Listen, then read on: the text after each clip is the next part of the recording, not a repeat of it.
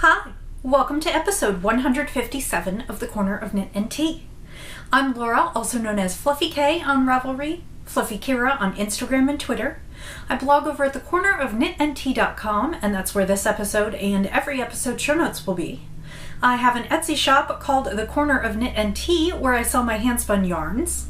We have a Ravelry group also called The Corner of Knit and Tea, and we have some knit-alongs coming up, and there's some fun chatter over there, so if you haven't come and joined us, please do. Hello, how are you? It has been 2 weeks since we last spoke. I apologize that I did not podcast last weekend. I wasn't feeling that well, and I didn't have that much knitting done to show you, and I just decided it would be easier if I waited another week. So it is now Sunday, October, I believe it's the 15th. It is mid-afternoon. It is a beautiful fall weekend. We had a thunderstorm last night, and today things are in the 60s. Just a little bit chilly and windy. The leaves are starting to turn, and it looks like fall. I have done lots since I last saw you.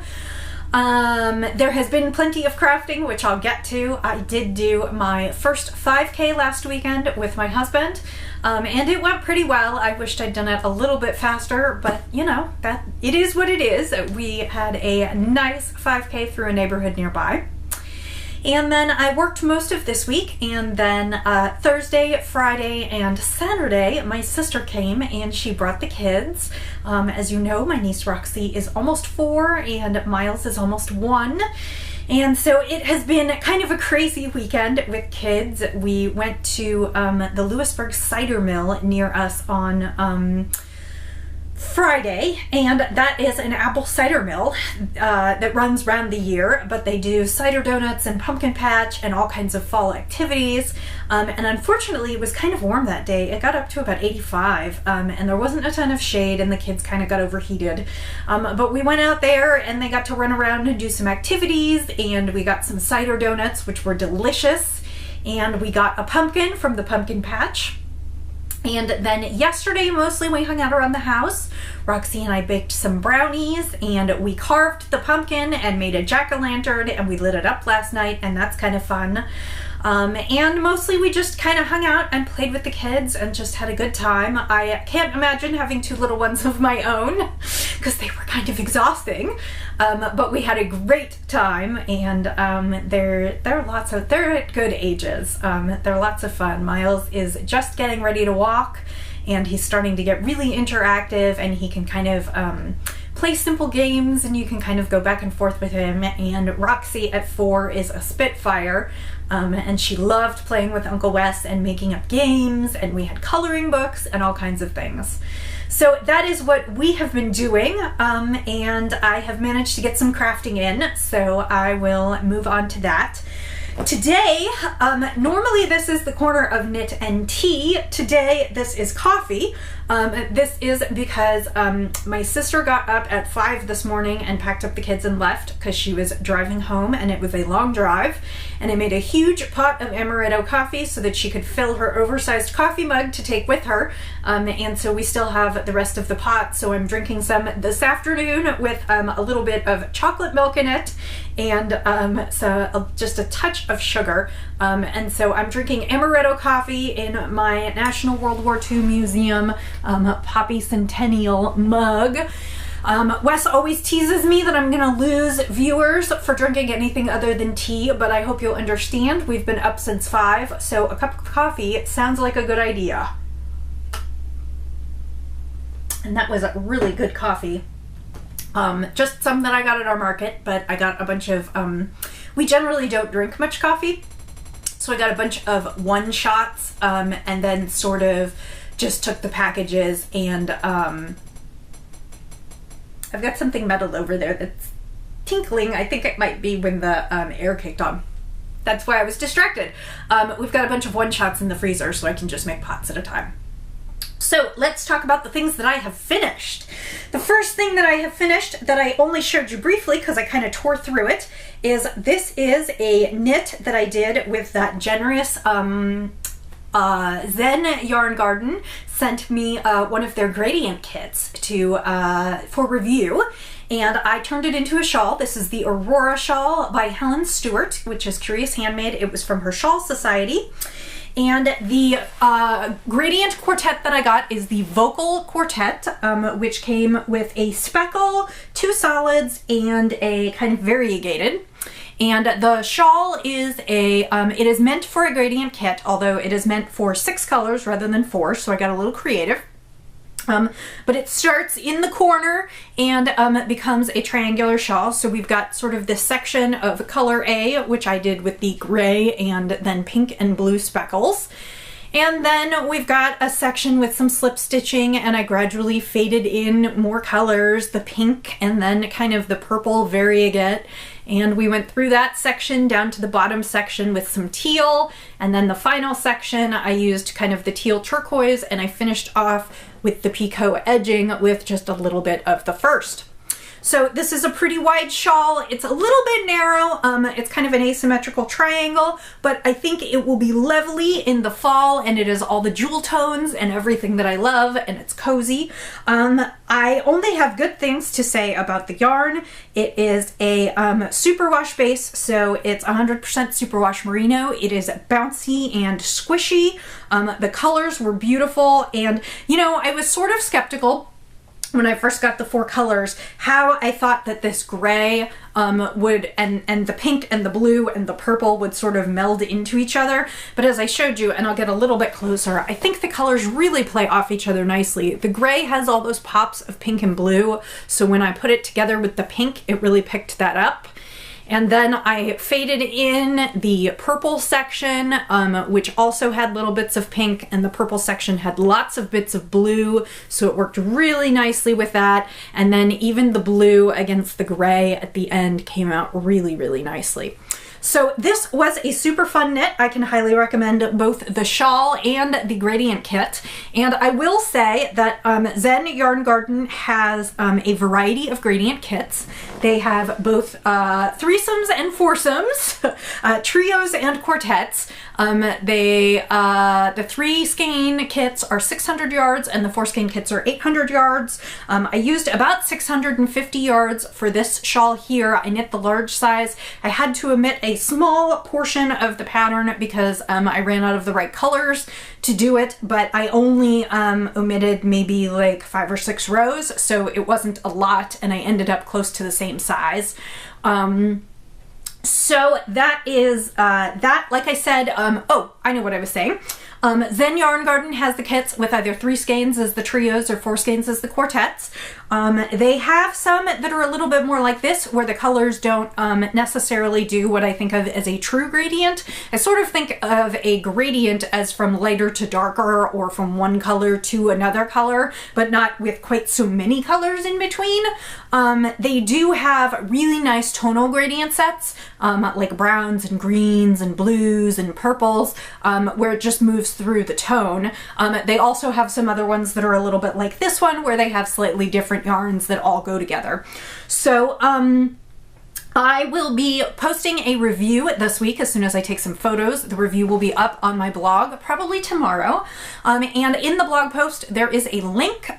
Zen Yarn Garden is holding a contest that runs till October 31st, and you can actually win your very own vocal quartet. Vocal is the colorway, so it would be these exact colors. Or you can check out their gradient sets. The 800, these were sent to me free of charge for review, so just so that I'm clear about that. But I really enjoyed knitting with them, and the prices are pretty reasonable. I looked up, and the 4 skein set, which is 800 yards of yarn, was $52, and I can't remember exactly what the 3 skein of yarn was, but it obviously was less than that, and so I'm interested in maybe trying a tonal project next, so I'll have to see what colors they have and pick something and purchase it and do something else. So I would highly recommend Zen Yarn Garden. I would also recommend the pattern, like I said, and this was a fabulous knit. Thank you to Stitchcraft Marketing and Zen Yarn Garden for sending me the yarn. And like I said, the review should be up in the next day or so with some photos of the finished object. All my notes are on my Ravelry project page. I believe I called this Vocal Aurora. The shawl is the Aurora by Helen Stewart. So that is that one done. And just in time for it to get nice and cool and for me to have another shawl to wrap around my neck.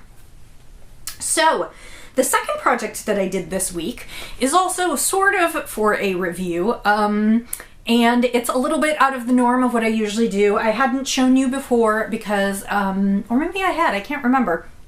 I hadn't done too much talking about it before because I was going to do a review for the Well-Appointed Desk. Because it is planner and knitting related. Some of you may have seen that Martina Behm, who is a German designer, decided to do a knitting planner this year, which she calls, and I'm totally going to butcher this, Strickplaner. And the Strickplaner comes in two kinds. One has English inserts and one has German inserts. But it is this size. It looks like a notebook, and it says Strickplaner on the front in pink, 2018, and it is for this coming year. So this isn't so much a review as much as a preview, I guess, because I haven't used the book yet. But I wanted to show you a few little bits of it, and you can still get yours. They are pretty reasonable. Again, I'm going to be a bad podcaster and not know all my details. I want to say they're around 24 euros, which is right around $24. Euros and dollars are pretty close right now. I think euros might be a little bit less than the dollar at this point, so it might be like $22, but they're very reasonable. This one, I technically, in the spirit of full disclosure, I did not pay for this one. This one was sent to my friend Anna at the Well-Appointed Desk for review, and because I had been thinking about getting one and wanted to do a feature on it, she passed it on to me. So I just wanted to show you a few little bits about it. There's really sweet cover sheets and kind of end papers in here with all kinds of different knitted garments, and it says more time to knit, and then it's also got it in German, but it's got all kinds of yarn balls and shawls and sweaters, and it's just sweet end paper. And the planner was designed as a knit planner, and it's got some text in the beginning sort of telling you how to use it. It's got measurements and conversions, time zones, calendar at a glance up at the front. But what I really wanted to show you was how she structured it for knitting. The first part is that she's kind of got a goals section at the front that you can set up with your goals for 2018, and categories include personal goals, family, friends, volunteering, work, creative goals. And then we get into, there is a quarterly overview page for each quarter, and that lets you discuss in each month what projects you might like to do and sort of set them up on a project timeline so you can plan out in weeks when you want to work on different things. There's a quarterly tracker so you can track your progress as you go through the months. And then you get into the weeks. The weekly pages, there is a double page for each week. It's got a little space for each day to write things in, and it kind of tracks you throughout the year because you can see which week you're on. It shows you the next week's in shadow. It shows you the dates. It's got some basic holidays like New Year's Eve, New Year's Day in here. And then it's got a little something in the corner, which is usually either an advertisement or a little knitting tip down in the corner. So you have those for each week of the year, and then you also have them for the subsequent quarters. I showed you the quarterly pages and the trackers and the weekly pages. Those are all the same throughout the year. And then you get to the end of the year. That's probably the first, I don't know, maybe half, maybe just slightly more than half of the book. That's kind of the front end. The back end is more about sort of your the knitting section. It starts with a knitting idea and project index, and it lets you write sort of the subject matter on this page as sort of an index, and then you have a ton of different pages after that for actually planning your projects. So you have like a knitting project 01, and it's got slots on here for the pattern, the yarn, the needle, the gauge, the size, any project notes, when you start and finish the project. So if you prefer, like I take a lot of notes on my Ravelry pages, but sometimes I'm out running around with projects in my bag, and it's easier to jot down a few notes and then transfer them to my Ravelry pages later. So that's the knitting project section. Then you've got, she put in a yarn purchases page. I'm not sure there are enough lines for me because we know I purchase a lot of yarn. But if you want to track your purchases, she put them in here. She's got yarn, colors, skeins, price, and date.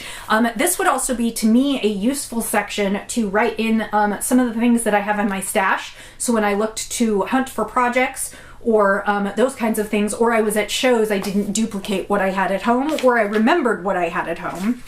It's got a wish list, a trade list, and then it's got a whole section called indexed lists and notes. And again, it's got the list index where you can sort of write down the title of whatever you're doing, and then it's got a notes index for the same. And then this section of the book is the most interesting to me. It's got sections for bulleted lists in there, and they're all numbered so you can sort of track them by the index.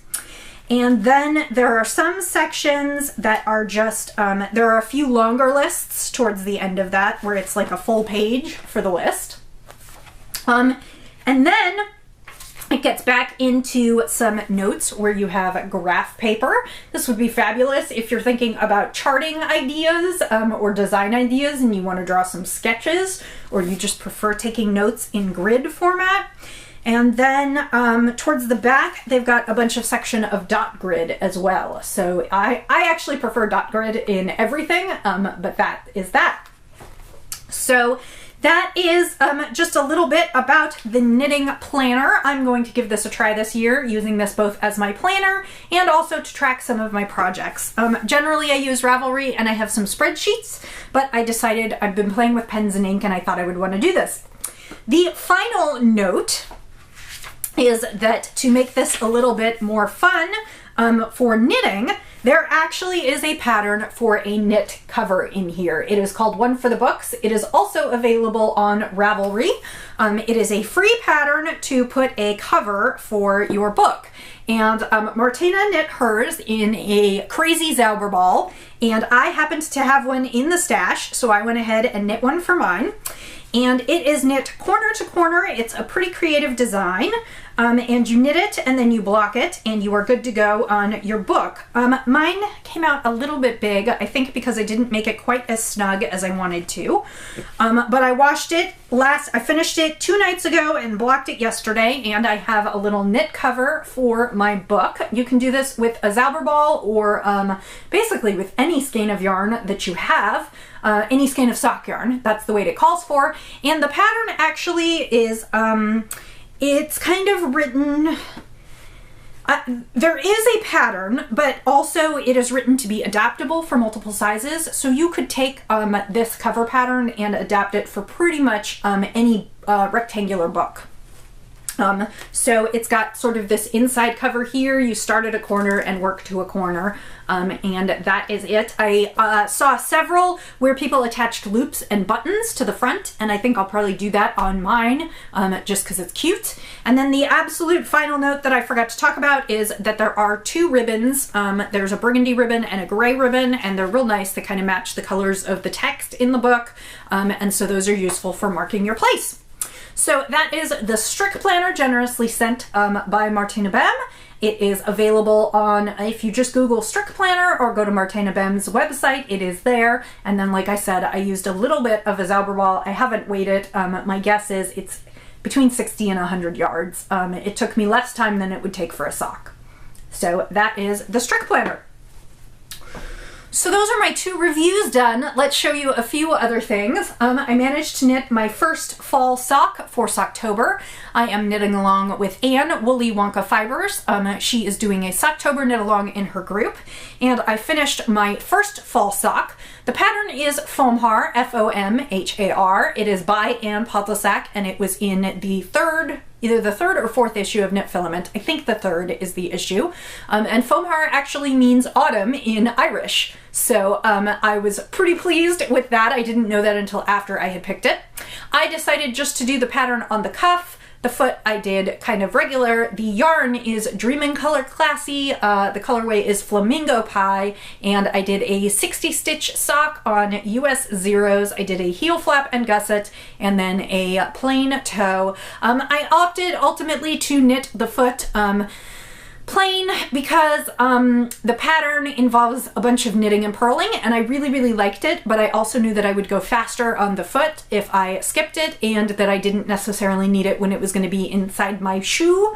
So I went ahead and did it that way. I've done that on a few different socks. It kind of makes them go quickly at the second half, but also gives you some interest at the first half.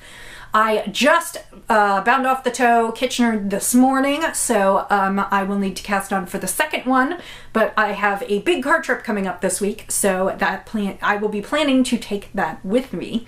But that is the first of my socks for Socktober. I'm probably only going to get one pair done for myself. Whether or not I'll get a smaller pair done, which I'll show you in just a second, I don't know. But that is what's going on. Other things that I have worked on but I'm not bringing to show you, I put 2 more squares on my mom's blanket. Actually, Roxy and I knit them. She wanted to knit with me, so I let her pick out the next couple squares on the blanket, and we sat and knitted some of those, and there is a really sweet picture in my Instagram account that my sister captured of us knitting a square on Grandma's blanket. I also did start, I only got probably 10 or 15 rows into it. I did start a kind of shawl scarf that I wanted to with the Northbound Knitting Metallurgy BFL silk lace that I showed you the last time we talked. And that is lovely, but there's barely enough to show. That is definitely coming on my car trip with me, so hopefully I'll have enough progress to show you that next time. The other cast on that happened this weekend is while Roxy was here, she asked if she could pick out some yarn for a pair of socks for herself. And of course I pulled out all my half balls of yarn. I have found out that my feet are small enough that usually I can get a pair of socks for me and a pair of socks for her out of the same ball of yarn. So I've been saving several half balls of yarn to knit socks for her, and while she was here this week I traced her feet, so now I have a pattern of her feet, and she picked out what she'd like for a pair of socks. I just knit a pair of these for myself. This is the Knit Picks, and I cannot remember the colorway. Something about magic, I think. It's like pinks and purples and blues. And while she was here, she wanted to get a good start on it, so we did a few rows, and I knit more this afternoon. So you will remember I just knit a pair of these for myself with black heels, or navy heels and toes and cuffs. Hers I'm just going to do in the sock yarn. And this is Knit Picks Felici. It's super soft. Machine washable, wears pretty well, and so I have her first sock started. I'll probably take these on the trip with me and work on them. The other things I'm going to take on the trip with me are, I have her final winter set, which will be some Cascade 220 Superwash in green, so not super exciting. And then I'm going to wind up the yarn for my exploration station. So I have 2 pairs of socks, 2 shawls, and a winter set, and we'll be gone 7 days. So I think that's probably enough. But just in case, maybe I'll throw in an extra ball of sock yarn, or I'm pretty sure there are some yarn shops where we're going. So that is what I'm aiming to take with me. That brings me to the next point, which is I don't believe I will be podcasting next weekend. Wes and I are going on a road trip. Culminating in next weekend, he will be doing a half marathon in Pennsylvania. So we will be gone through the weekend, and I'm not sure, I may take the video camera with me and tape something, but I probably won't put it up till I'm back. So I will be gone next weekend, which is if this is the 15th, next weekend would be the 22nd, and I will be back the weekend after that. So just a little bit of a break, but don't worry if you don't see me next week. I will have plenty of things to show you when I return. So finally, I finished a spin. As I told you in the last couple podcasts, my spinning mojo has kind of been up and gone, and I put away the wheels this week because the kids were coming and I didn't want them to get into it. But before I did, I finished my spin. This is 8 ounces of Falkland that I dyed. I called it Hydrangea. It is blues and purples. I don't know how many yards yet. I need to weigh and measure as soon as the podcast is done, and then I will take some pictures. This one will be available in the shop, although I may wait and put it in the shop when I get back from vacation, since we'll be gone for a week. I can't decide, but I will let you know what I do if you follow my Instagram feed. As I said, this is 8 ounces of Falkland, or roughly 8 ounces of Falkland in the hydrangea. It is blues and purples, and it's spun up really nicely. It looks like a Sport to DK weight. I'll have to see what yardage I end up with, but that would be a nice warm shawl for the fall. Or it's not washable, so I hesitate to say a baby garment, but if you have a baby where you want to care for the garment, or where mama or dad might be a wool person, this would be great. It also might be good for soakers, or little wool pants.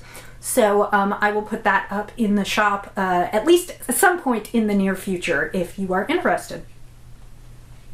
So I think that's about it for today. Lots of knitting progress, lots of stuff going on, but I was glad to get some time to catch up with you. I'll skip next week, but then I'll be back with you in 2 weeks, and I will say until I see you again, happy knitting, happy spinning, happy sipping, and I'll see you next time. Bye!